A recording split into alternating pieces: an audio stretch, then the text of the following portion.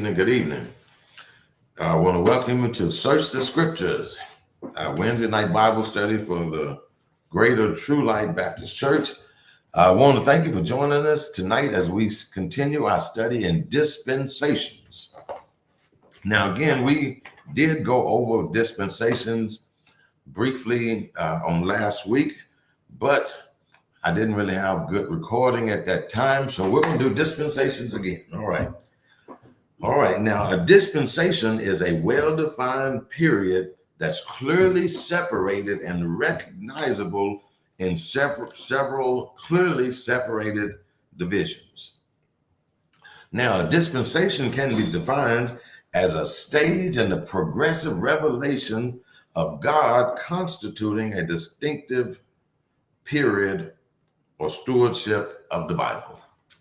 Basically, when God dealt with men, beginning with Adam, he dealt with them in different ways, and they were all based on a condition of God that men mostly broke, and then it was backed up by another condition. Now, it is probable that the recognition of dispensations is probably the most important study you can do that will shed light on the understanding of the Bible. Right now, God had tried man on several different fronts. He gave man opportunities he had given had not given the group before. And the Bible teaches that at every time man failed. So each dispensation begins with man being divinely placed in a new position of privilege and responsibility, and each closes with the failure of man, resulting in righteous judgments from God. Now, when studying the Bible student needs to know the difference between a primary association and a secondary application. It is taught that all scripture includes a primary association, a personal application, and a prophetic anticipation. And so some of the primary associations of study and other dispensations can be taken as secondary applications in study of current dispensations. What I'm saying is that the things you see about God in the Old Testament under the earlier dispensations are still relevant in trying to understand the God of the New Testament. Now, since the child of God in this age depends on the Word of God for guidance, it's necessary that they be able to rightly divide the Word. And be able to say that this is what God said at this time to me. And that this is what he said at other times to somebody else. Now, if you can at least discern what God is saying to you in this dispensation from what God is saying to somebody else in another dispensation, then that will help you to rightly divide the word. All right. Now, in studying dispensations, 7 dispensations have been revealed or commonly recognized. The first is the dispensation of innocence, and that's with Adam and Eve in the garden. The second was a dispensation of conscience. That was Adam and Eve and their children in the earth, in the world, operating solely on the conscience. God established government when he brought in the taking of lives and the ordering of people in the dispensation of government, and then there would be the dispensation of promise, of which only Abraham's people are descendants or are charged with. The dispensation of promise will be followed by the dispensation of law, which will be followed by the dispensation of grace that we are in right now. Okay. Now, dispensationalism comes from normal Bible interpretation, right? Now, it's impossible to interpret the Bible in a normal and a literal way without understanding dispensations. All right. And you must be willing to accept, as a studier of the Bible, that in each dispensation, the things that were a part of a previous dispensation can be omitted in a new dispensation, can be overlapped. You can say, well, God used to do this, but now he does this. And that's okay. He may have said it's okay to kill a man who works on a Sunday or a Saturday back then, but now it's not okay to kill a man if he works on a Saturday or Sunday, or kill a child who is disobedient to his parent. It might have been okay in the Old Testament, but now it's not okay to kill a child that's just disobedient to your parent. Things change. Don't kill him. No, don't kill him. Not in this dispensation. Now, of the dispensations, we can share those quickly. The first dispensation is the dispensation of innocence. Now, the dispensation of innocence began with the creation of man in Genesis chapter 1. When God made man, he made man and gave him dominion. He gave him a job. Keep the garden, tend the garden, and have fellowship with man. His only thing, one prohibition: don't eat of the fruit of the knowledge of the tree of good and evil. For in that day they would begin to know and carry out disobedience. Well, the Bible teaches that Eve broke the one rule they had. She ate of the apple, of the fruit of the knowledge of the tree of good and evil. She gave some to her husband, and the fall happened. And so God put them out of the garden. That ended the first dispensation. It lasted about 3 chapters. It started when God made him, and when they ate of the fruit, the relationship was over. Now, God, the dispensation of innocence, revealed the failure of man, but it also gave the promise of a coming Redeemer. And it also revealed the sovereignty of God in judging his creatures and introducing the principle of grace. So in all that, when Adam and Eve failed, it brought judgment on the world, and it also brought grace from God on the world. The second dispensation is the dispensation of conscience, or it's called the age of human determination. Now, we do not find at any time that God gave Adam and Eve any rules to go by.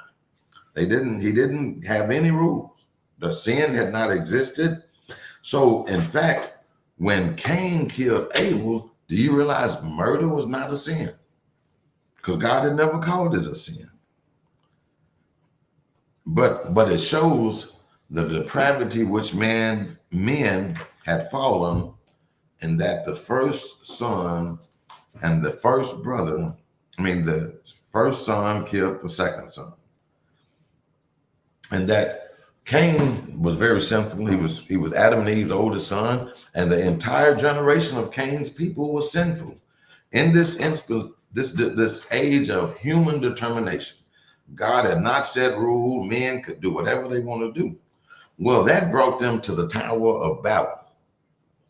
Men had decided, we're going to build us a building up to heaven so we can go up there where God is. And in fact, God looked down from heaven and said, those men are very determined.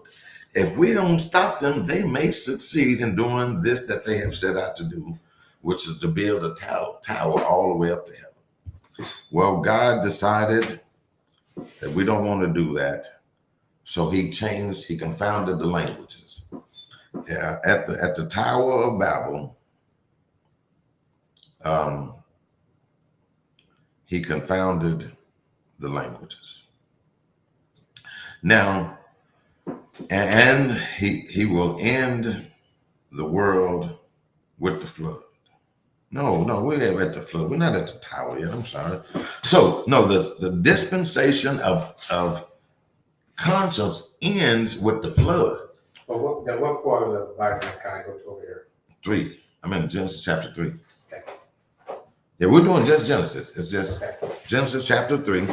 So we're going to go Genesis chapter 3 through Genesis chapter about 7. All right. Now I got this book too. I get it. Yeah, I got still 4 of them on the shelf there too. All right. So the dispensation of human determination. In the beginning of the dispensation of conscience, God placed curses on Satan, on the man, and on the woman.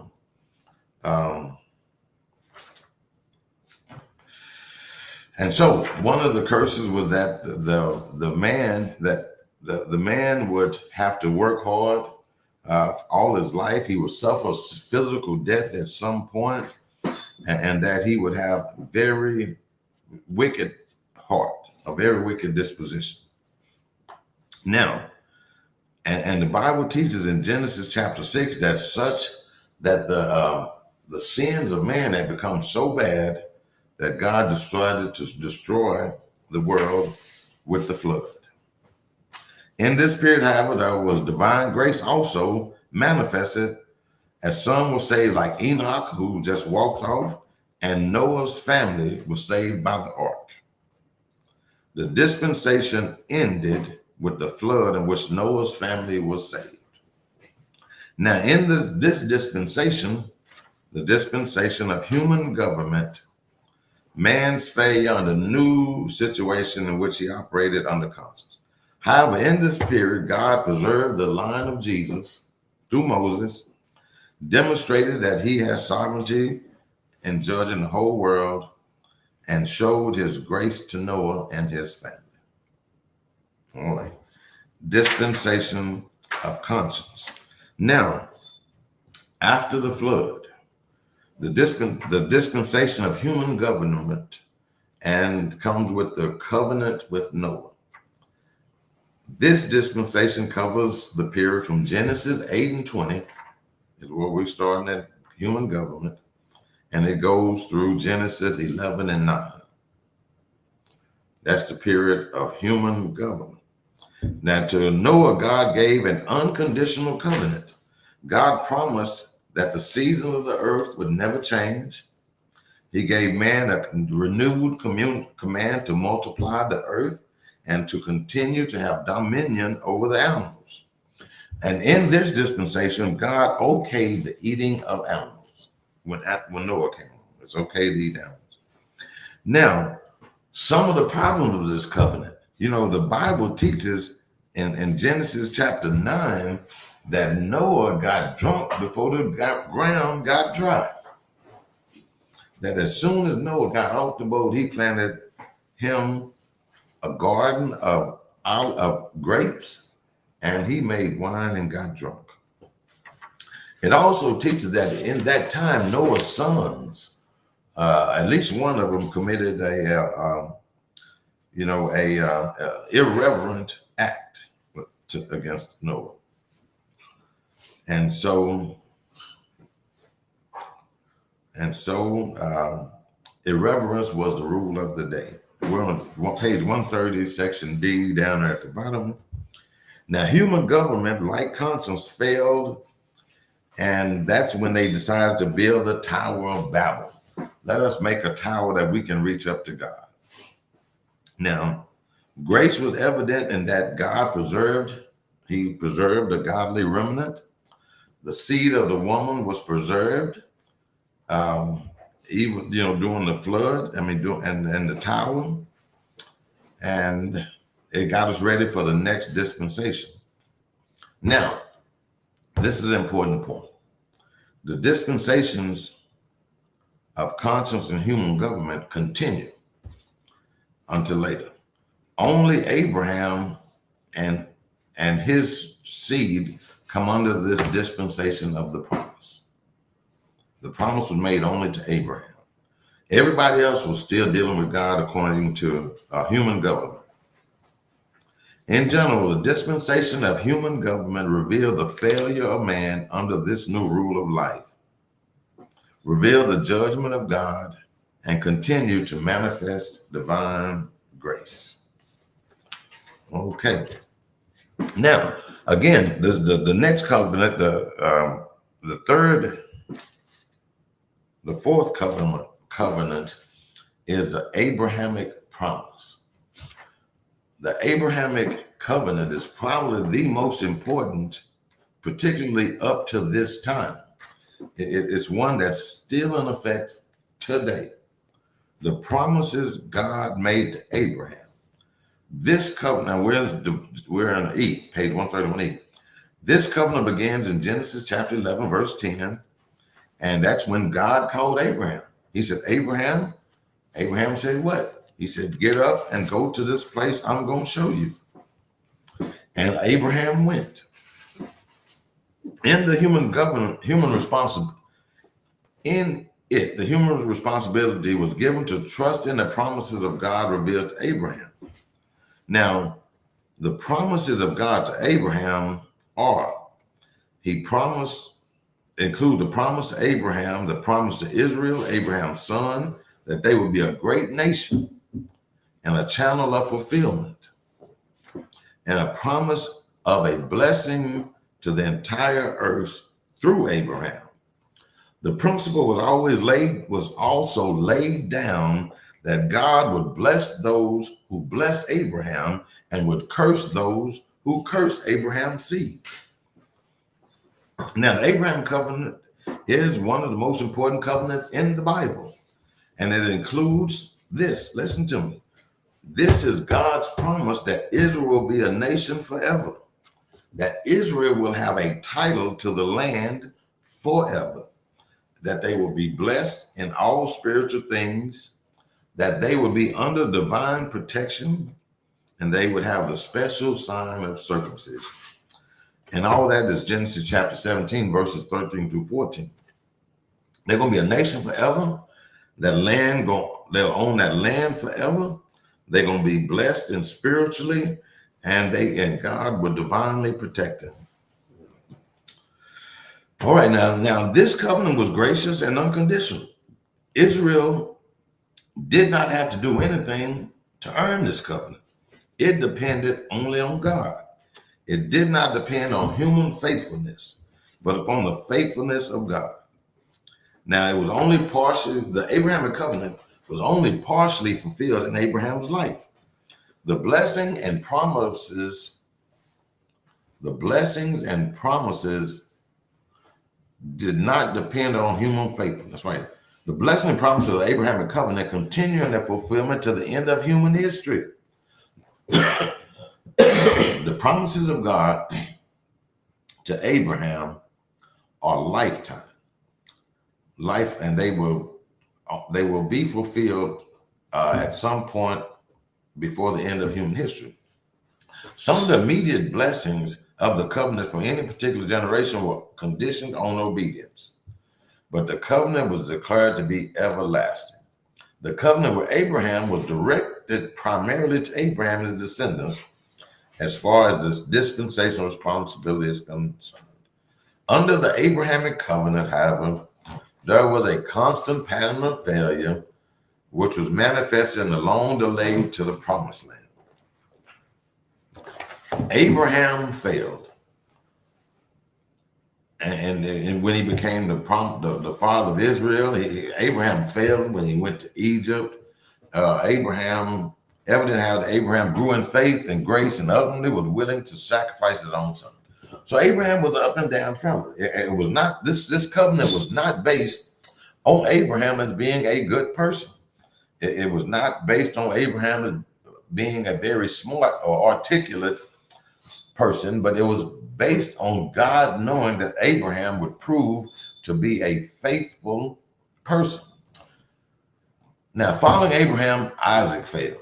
He moved too close to Egypt and violated God's command. Jacob, the grandson of Abraham, son of Isaac, he failed in not believing the promises made to his mother at birth. Jacob was guilty of lying, deceit, and bargaining, and was eventually put out of the land. When Egypt went to Israel, when in Egypt, Israel failed also God and their complaining and lack of faith and their desire to go back to Egypt. Their failure, the failure under the period when the Abrahamic promise was especially their responsibility, resulted in a temporary loss of land. Because they wouldn't believe God when he told them to take the land, God took the land back. They were temporarily put out of the land.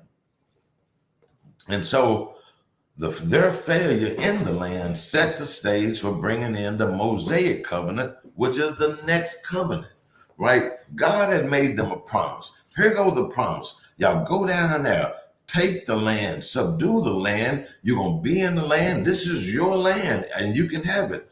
But because they didn't, and they went to Egypt. But God said, listen to this. You're not going to trust me when I told you to go to Israel. You're going to go to Egypt. Well, you're going to spend 400 years in Egypt. And they did. They wouldn't listen to God. They didn't go and take the land. They went to Egypt, and they were there for 400 years. That was a failure of the promise. Now, in the dispensation of promise, there was much divine grace illustrated in God's constant care. You know, he kept up with them. He kept them together for 400 years. They grew strong. They were able to take care of them. God instituted the Passover. Now, this dispensation will end once they leave Egypt and God gives the law to Moses. Then we will all go under the dispensation of the law.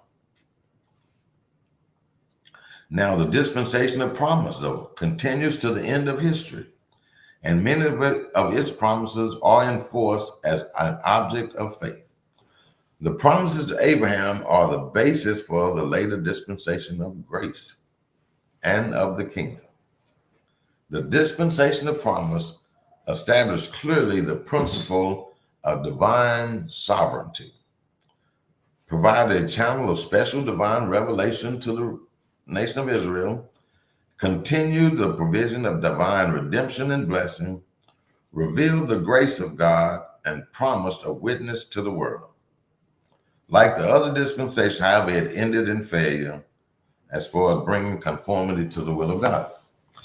So even under the promise, he promised Israel, I'm going to give you the land. I'm going to make you a great nation. All people will be blessed by you. You know, you're going to have more descendants than the sand if you just obey me and go to the promised land. Abraham's grandson, Jacob, did not listen. He went into Egypt, and as punishment, he stayed there for 400 years.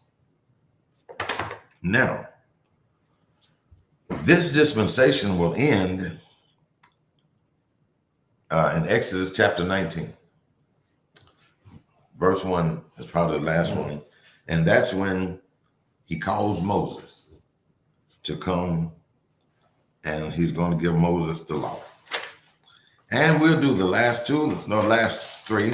We'll do dispensation of law, dispensation of grace, and dispensation of kingdom on next week. All right.